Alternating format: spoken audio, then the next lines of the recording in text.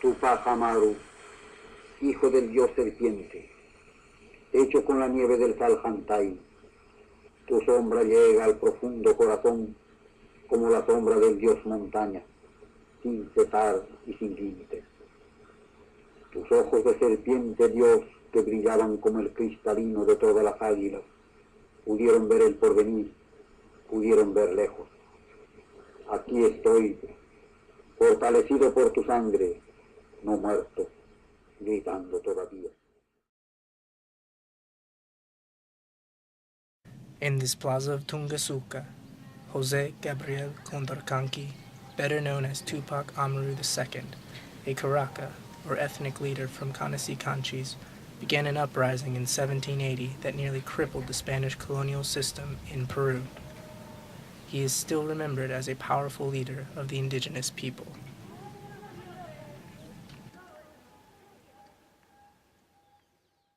Me parece que el primer tema de la rebelión de Tupac Amaru es darle espacio a los criollos y a los mestizos en el gobierno del virreinato peruano. O sea, que no estén rezagados, sino que tengan un rol más protagónico.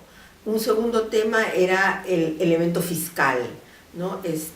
No solamente se cobraban tributos a los indios, sino también repartos de mercancías, sino que en la coyuntura de la segunda mitad de los años 70 aparecen una serie de aduanas en el sur andino para cobrar mejor los impuestos de una manera más rigurosa, más eficaz, y además hay un incremento en los impuestos, el alcabala sube, se crean nuevos impuestos, se incorporan a sectores sociales que estaban exentos de pagar impuestos al nuevo patrón tributario, y entonces este problema fiscal, este problema de impuestos va a producir un gran malestar, y no solamente a los indios, sino a los mestizos, a los criollos, inclusive a los peninsulares, ¿no?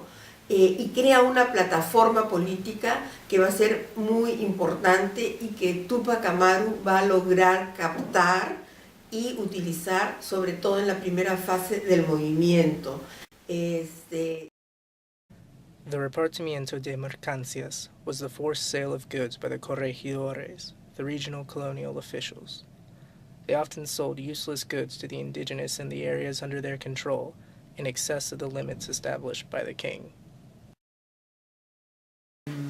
Él estuvo haciendo unas quejas, primero en el mismo corregimiento de Tinta, pero no le hacían caso, ¿no? Respecto a que tales funcionarios hacen los repartos en forma abusiva, exagerada. Él conocía las leyes, ¿no? Sabía cuáles eran los límites, o sea, había una norma, ¿no? Entonces era tanto porcentaje, tanto. Pero los funcionarios españoles iban por encima de eso, hacían mucho más repartos, muchas más veces, hacían muchas cosas que no estaban ni siquiera en la norma, o sea, eran mucho más abusivos y explotadores que lo que el sistema les permitía. Entonces Tupac Amaru quería que el sistema funcione y que dentro de eso se mantenga y que no haya tanta explotación y tanta injusticia contra su población. Poco a poco su rebelión se va profundizando más, pero desde el inicio él está que no se haga la mita minera, o sea, ya ningún indígena debe ser enviado a esa mita minera de la cual no vuelven más, que no se hagan los repartos, o sea, no solamente de que hagan de acuerdo a la norma, sino que no se haga de ninguna manera. Y después de que los indígenas no paguen tributo, ¿por qué será la desigualdad? ¿Por qué un español no paga tributo? El criollo no paga tributo y el indígena sí. Ese era un abuso. The mita was a system of forced labor in which the Coracas were obligated to send a percentage of the indigenous men of their communities to the mine of the Cerro Potosi. This mountain has been mined since the 16th century and is still being mined today. The indigenous were forced to work night and day in the most brutal conditions, often inhaling the mercury vapors used in the mining of silver. Many of them died there. Frequently, those who survived were not paid for their labor. Entire communities were often torn apart by the hated mita. No regresaban jamás.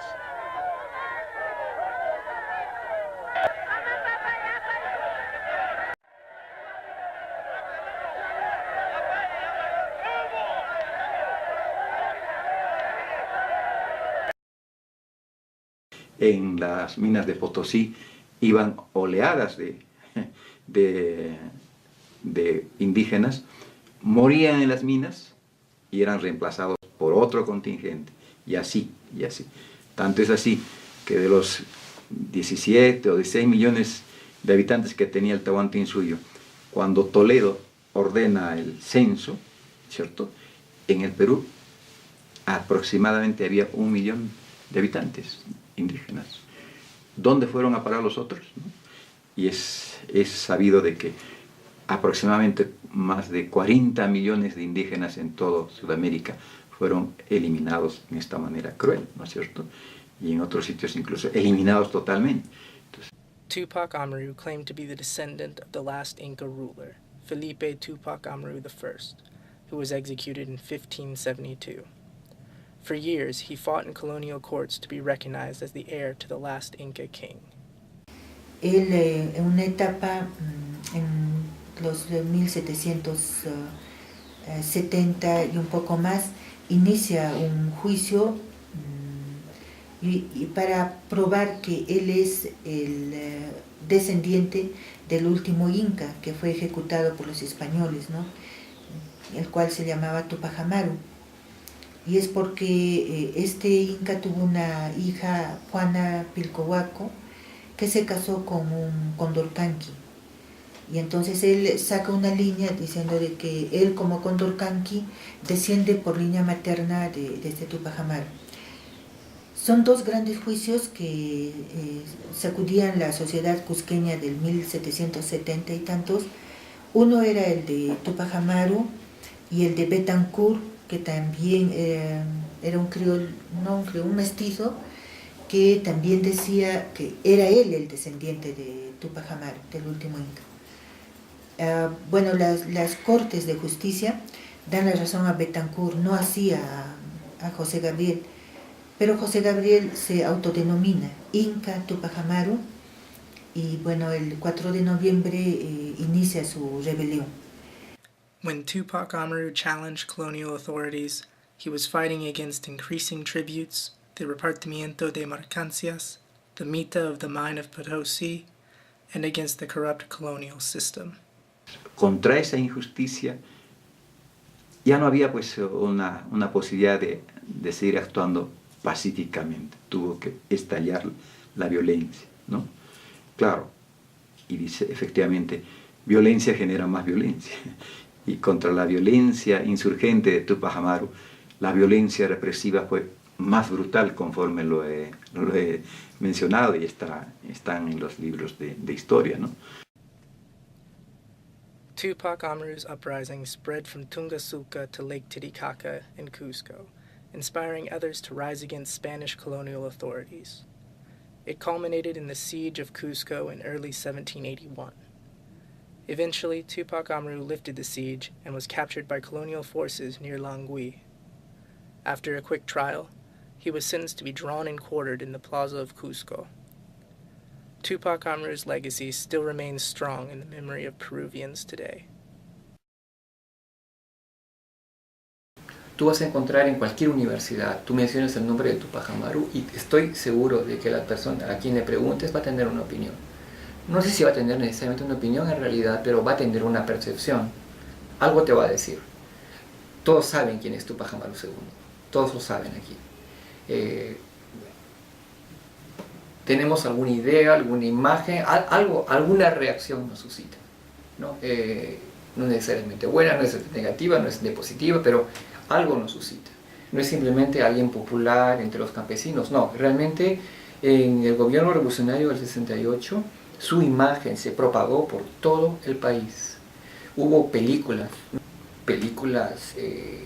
poemas, imagino, creo que hasta obras de teatro, y en general él era un personaje que realmente llegó a toda la población, ¿no? The revolutionary government was led by General Juan Velasco Alvarado, who took over Peru in a bloodless coup in 1968.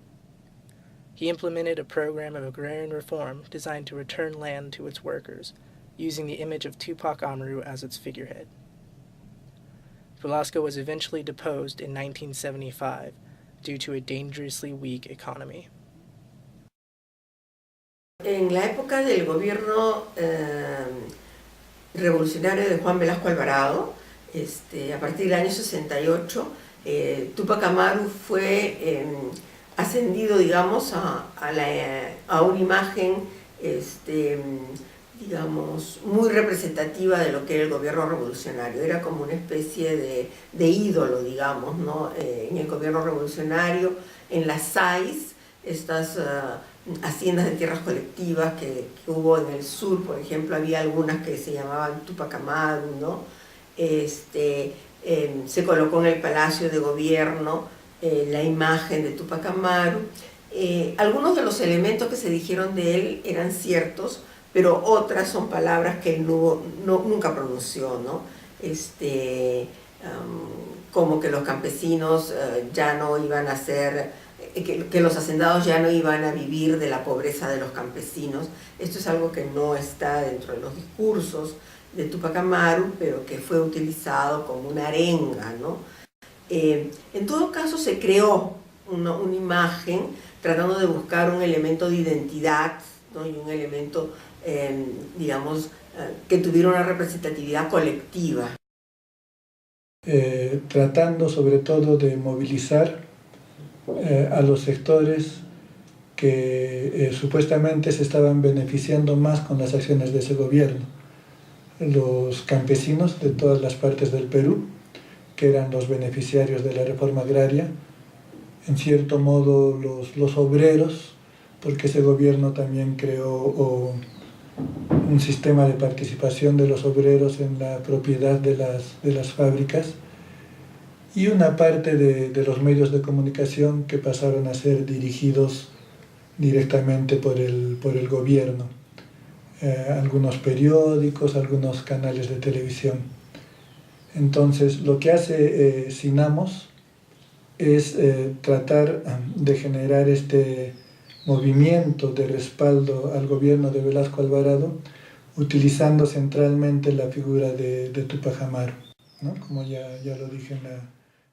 Pero en los años 60, en el año 68, hubo un gobierno militar, paradójicamente, que muy diferente del resto de gobiernos militares que había en América Latina en esa época. Entonces hizo una serie de reformas de tipo económico, pero también reformas de tipo educativo y también reformas de tipo simbólico, ¿no? Entonces tomó la figura, reivindicó la figura de Túpac Amaru, fue la figura de este gobierno que se llamó Gobierno Revolucionario de las Fuerzas Armadas.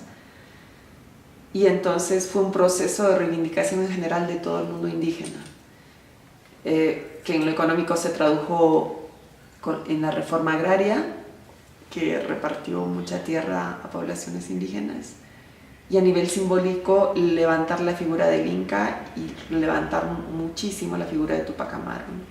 Y eso tuvo mucha acogida en los sectores populares, en las clases medias y sobre todo en poblaciones indígenas, ¿no? Y no porque y tuvo gran acogida, en mi opinión, porque Túpac Amaru nunca estuvo muerto ni desaparecido en la memoria colectiva. La memoria colectiva sí lo ha mantenido siempre muy vivo, solo que después de tanta represión, digamos, no se hablaba mucho de Túpac Amaru, pero en los sentimientos y en la memoria colectiva estaba muy presente. Entonces, in 1980, a group known as the Movimiento Revolucionario de Túpac Amaru was formed under the leadership of Victor Polay Campos.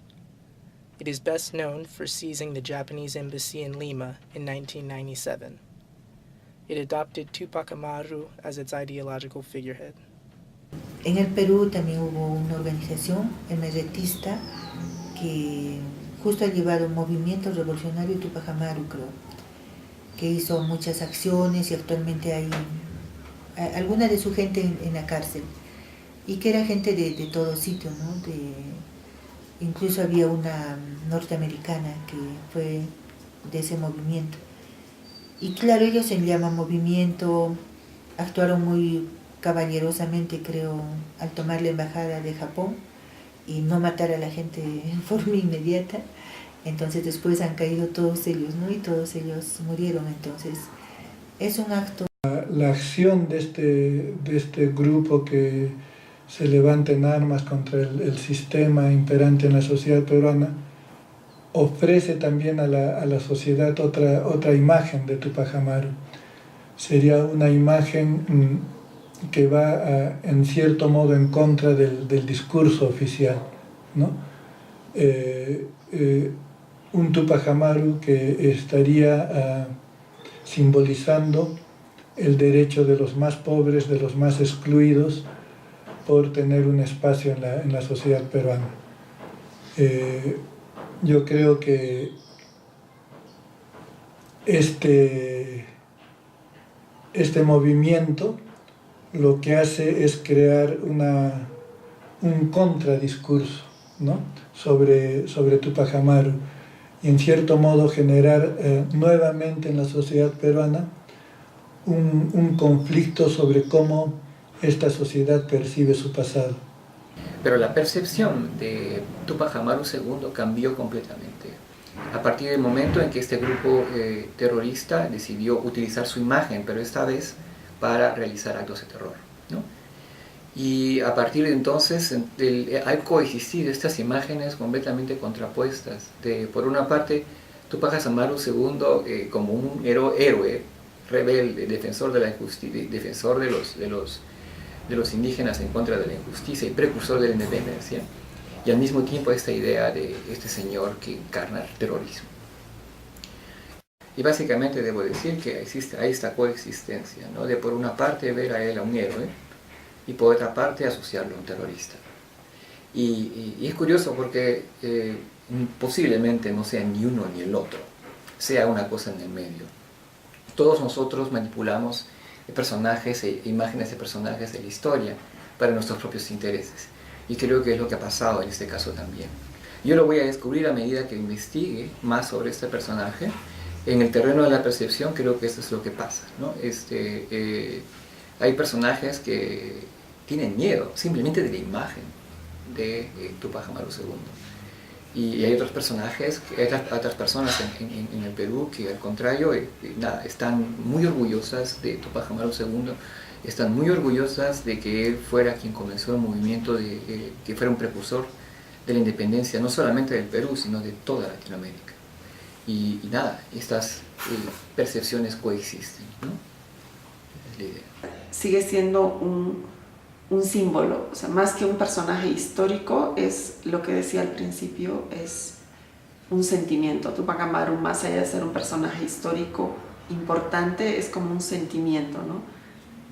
Y en otro extremo de Cusco, en una comunidad indígena, una vez que yo estaba haciendo otro tipo de estudio, me encontré con una viejita tejiendo la figura de Tupac Amaru, un tejido. Y no era que pusiera Tupac Amaru, pero era simbólico.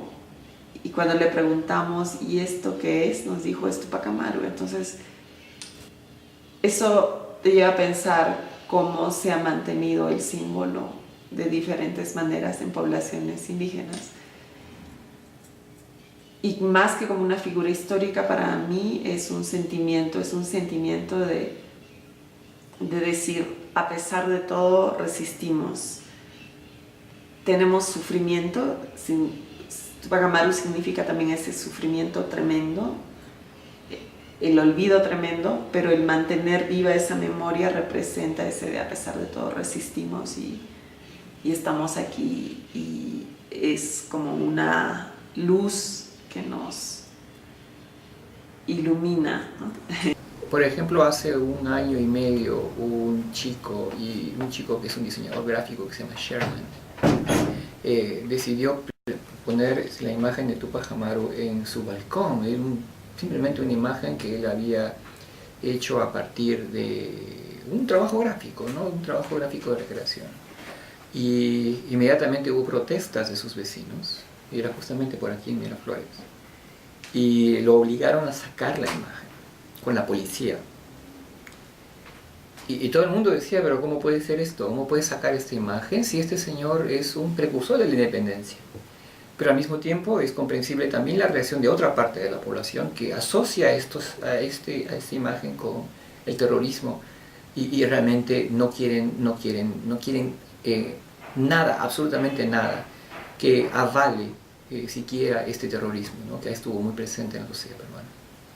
Se empieza a hablar con más respeto, no se tiene miedo de hablar Tupac Amaru, porque antes hablar de Tupac Amaru era un tema vedado, ¿no es cierto? Y los mismos indígenas no se mostraban. En cambio ahora todos se sienten orgullosos de Tupac Amaru, pero sí es cierto que no todos estaban o están informados en profundidad sobre la obra de Tupac Amaru y sobre lo que él fue en realidad, ¿no es cierto? Entonces creo que en eso se está avanzando. Pero lo importante es que la gente está renaciendo a admirar, a recuperar, a reenamorarse de la presencia y del valor de Tupac Amaru. Y no, repito, no solamente como una frase de cliché, sino están empezando a acercarse, a conocer de mejor manera en qué consiste el mensaje de Tupac Amaru, ¿no? Y en todo caso están aprendiendo de que la historia estuvo mal escrita, estuvo mal dicha y que la historia estaba manipulada. Entonces hay que redescubrir al Tupac Amaru verdadero, ¿no? Eso es lo que está pasando. Y creo que definitivamente el Tupac Amaru hoy es un inspirador de todo movimiento indígena, no solo en el Perú, sino en el continente y en el mundo, ¿no es cierto? In the pueblo of Sangararra, the people still remember Tupac Amaru, his ally Tomasa Titu Conde Maeta, and the battle they fought against the Spanish here. Each year, on November 18th, they celebrate the memory of that battle and its leaders. Entonces, ¿cuál era su objetivo de Tupac Amaru? Era liberar. Es por eso que hoy por hoy a Tomás Titu Conde Maeta y Tupac Amaru lo consideran como hombre luchador. Y actualmente, en este milenio, hoy por hoy, la gente sangarreña lucha por eso. No luchará por una opresión, pero la opresión está en la pobreza. Acá el distrito de Sangaras, provincia de Acomayo, está catalogado como en extrema pobreza. Entonces lucha contra eso, ¿no? Lucha para derrotar la desnutrición crónica, lucha para sobresalir adelante, tener una mejor calidad de vida y un poco nivel de vida también. Entonces con eso más o menos ven a Tupac Amaru descendientes que quieren luchar. Ahora, este pueblo, distrito de Sangara, sigue ardiente, ¿no? Con esa mentalidad se queda y no puede haber esa desigualdad, no puede haber ese abuso, ¿no? Y me imagino aquellos años haya sido fuerte, pero ahora también no van a permitir, ni lo van a permitir ese tipo de desigualdad, ese tipo de abusos. Y siempre está latente. Alguien dijo, esta revolución no ha terminado, sigue vigente, porque la pobreza, extrema pobreza, la desigualdad, la menos atención del Estado Nacional mismo, no está todavía una justicia que haya llegado, sino sigue siendo la gente, sigue siendo el que lucha. Ahora ya también luchamos, ¿no? Por la miseria, por el hambre, por más trabajo digno, ¿no? Por apoyo al sector agrario, ¿no? Sigue vigente. Entonces, esta revolución de Tupac Amaru va a seguir vigente y sigue siendo vigente, no ha terminado. All over the area where Tupac Amaru's movement occurred, people still feel his presence. They work the fields of their ancestors and remember the message of Tupac Amaru in their own way.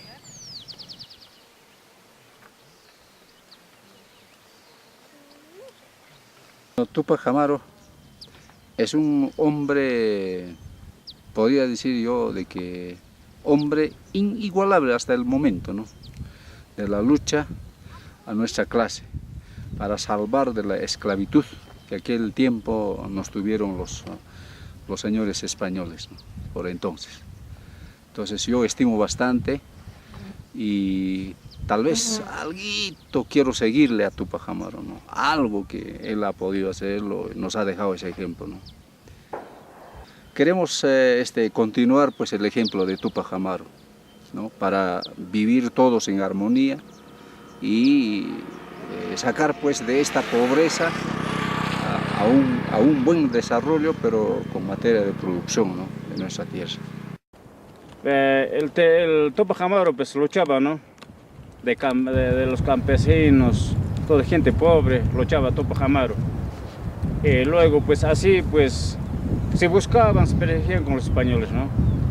Donde lo capturaron a Tupac Amaru pues los españoles, ¿no? lo cuartizaron pues con 4 caballos. Pero en 4 caballos cuartizándolo no podían matarlo pues. No podían matarlo a Tupac Amaru. Entonces como se ve ahora en las fotos, en todo, hay muchos afectos ha salido, entonces Tupac Amaru pues no podía morir. Tupac Amaru era pues, un hombre que nosotros éramos unos 10 veces como nosotros en el Tupac Amaru, ¿no? Tupac Amaru un huesote, un hombre altazo, ¿no? Entonces, por ahí los españoles pues, perseguían y últimamente lo cuartizaron a Tupac Amaru realmente. Para mí es un símbolo de liberación. Es un hombre que no permitió que su raza sea explotada, sea manipulada. Y además de eso, él era uno de los grandes enemigos de la corrupción. Por ese lado yo tengo como símbolo de admiración a Tupac Amaru, que debe prevalecer en la memoria del mundo, en la memoria a nivel mundial, porque la gesta de la revolución de Tupac Amaru ha sido tal vez más sacrificado que el mismo Jesús, que el mismo Jesucristo. Entregar la vida de él, de su esposa, de sus familiares y de toda la gente que lo ha acompañado, y pues morir en la forma como ha muerto, descuartizado por 4 caballos. Aparte de eso, si no podían matarlo, utilizaban otros instrumentos como cuchillo, algo para matarlo. Esa es una figura grande y que debe quedarse en la memoria del mundo, ¿no? In Tungasuka, where Tupac Amaru began his uprising by hanging the hated corregidor Antonio de Arriaga, they celebrate his memory by reenacting this event. El 4 de noviembre nosotros recordamos el inicio de la gesta revolucionaria del héroe José Gabriel Tupac Amaru y sus lugartenientes. Fecha en la que se captura al corregidor Antonio de Arriaga y se trae después a la Plaza de Justicia Social de Tungasuka, en la que se hace un ahorcamiento a fin de que pues, el reinado tome en cuenta, tome en consideración los reclamos de la población que en estas fechas vivíamos en esta zona.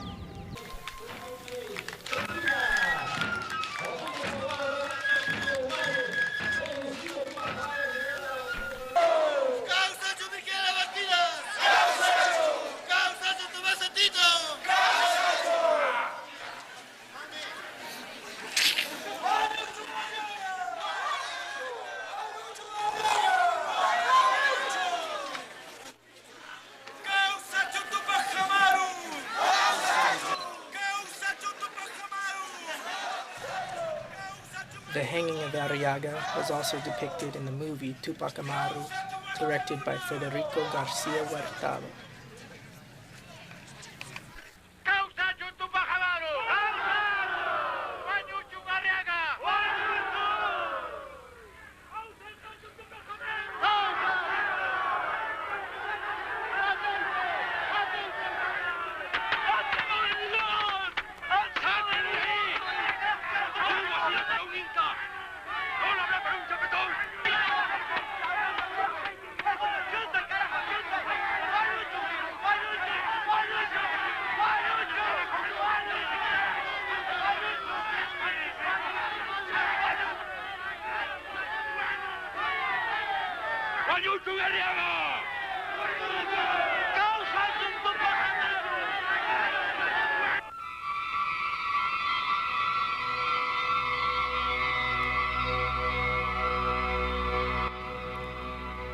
This film commemorates Tupac Amaru's uprising and shows an interpretation of Tupac Amaru as a popular hero for the indigenous peoples.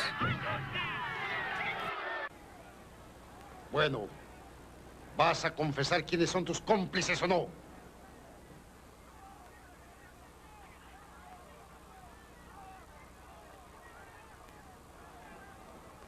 Los cómplices. Solamente tú y yo, Señor. Tú por oprimir a mi pueblo. Y yo por tratar de libertarlo.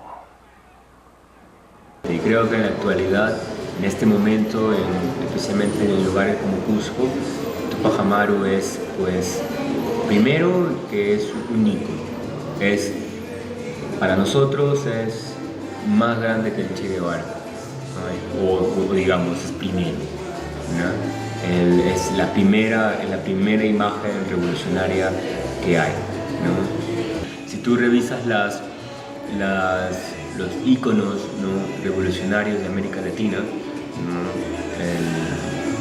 pues piensas en personajes como el Che Guevara, como Sandino, como Emiliano Zapata, como Simón Bolívar, ¿no? Tupac Amaru es antes de todos ellos, es el primero, ¿no? No sé si la palabra es más correcta, es un movimiento revolucionario, ¿no?, en términos occidentales.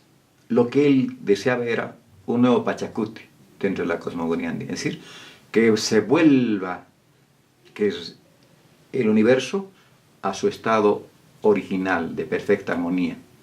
O sea, para la cosmogonía andina, el mundo es perfecto, vive en una armonía obedeciendo leyes generales donde todo cumple un ciclo, cumple una función, todo, incluidos los seres humanos. Y en el mundo andino todo está animado, todo tiene espíritu, todo tiene vida. Entonces, cuando él trata de hacer su movimiento es de que se dé un Pachacuti, es decir, que vuelva eso a su orden natural, a su armonía natural. ¿Por qué? Porque la presencia de los españoles con toda la barbarie que hicieron rompió ese orden.